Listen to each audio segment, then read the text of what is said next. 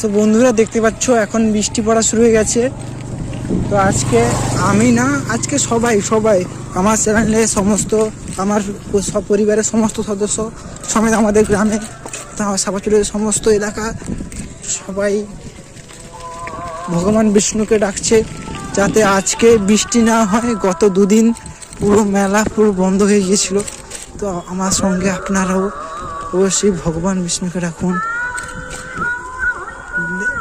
শুনতে পাচ্ছেন হরিধ্বনি পড়ছে। তো সবাই মিলে একসঙ্গে হরিধ্বনি ফেলি যাতে আজকে বৃষ্টিতে বন্ধ হয়ে যায়।